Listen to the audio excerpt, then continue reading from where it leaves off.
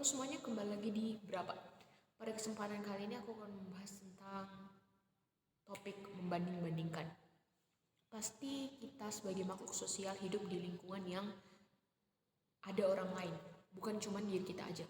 Kita punya keluarga, kita punya teman, kita punya saudara, kita punya sahabat, bahkan bisa dibilang kita juga punya orang yang nggak kita sukai atau bisa dibilang musuh kita. Dan di kehidupan sehari-hari ini ada orang-orang banyak, kita hidup di tengah-tengah orang-orang yang punya kepribadian berbeda, punya goals yang berbeda, punya pencapaian yang berbeda pula. Kadang tuh kita seolah-olah kagum, tapi dalam diri kita tuh kita kayak ada juga irinya, dan itu akan membawa kita kepada sebuah kenyataan bahwa kita tuh seringkali membanding-bandingkan atau bisa juga seringkali dibanding-bandingkan. Misalkan ada satu orang pencapai di usia yang sama dengan kita, misalnya di usia 17 tahun dia udah bisa menghasilkan 20 juta dalam 1 bulan, sedangkan kita masih minta uang orang tua misalkan. Pasti ada orang yang akan berkata gini, coba dong kamu lihat kayak dia loh di umur 17 tahun udah dapat 20 juta per bulan, sedangkan kamu apa? Masih menghabiskan 1 juta, itu pun uang orang tua. Dan itu kayak jadi sebuah tekanan dan juga sebuah hal yang tidak bisa membawa kita ke arah yang lebih baik. Dan di satu sisi pula kita juga sering membawa dan melakukan itu kepada diri kita sendiri.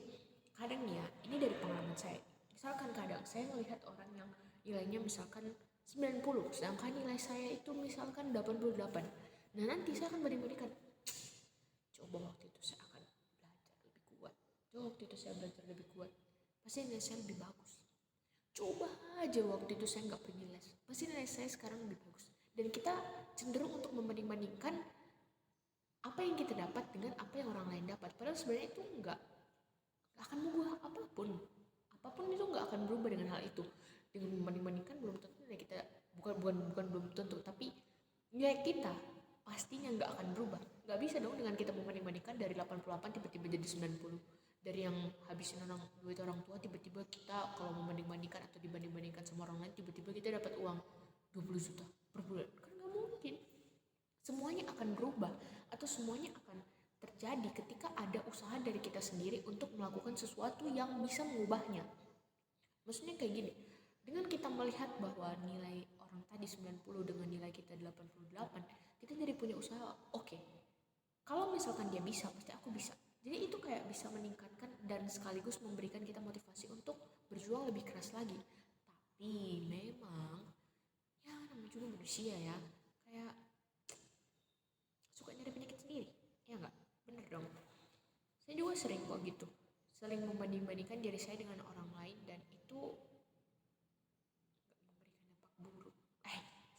gak memberikan dampak baik sama sekali, malah membuat saya jadinya kayak insecure ada, gak percaya diri ada, marah ke diri sendiri ada, menyalahkan keadaan ada. Yang lebih parahnya lagi, saya malah jadi gak punya motivasi karena cara saya salah. Coba dari awal saya membanding-bandingkannya, tapi ada dorongan juga untuk menjadi lebih baik kan, jadi enak, jadi ya, bisa jadi lebih baik. Jadi sebenarnya intinya itu, kita tuh dibilang gak boleh membanding-bandingkan juga ya enggak sih. Kita ya memang harus membanding-bandingkan kadang-kadang ya, ini kadang kita memang harus membanding-bandingkan dan kita harus punya pembanding untuk bisa jadi lebih baik. Tapi bukan berarti pembanding itu jadi standar kita sendiri. Kita harus punya standar, kita harus punya standar sendiri, dan kalau bisa kita lampaui standar kita sendiri itu. Jangan sampai kita ikuti standar orang, atau jangan sampai kita hidup di standar orang lain dan malah itu gak bikin kita nyaman. Kalau misalkan dari awal aja kita udah gak bisa hidup di standar kita gak akan bisa jadi orang yang lebih baik lagi.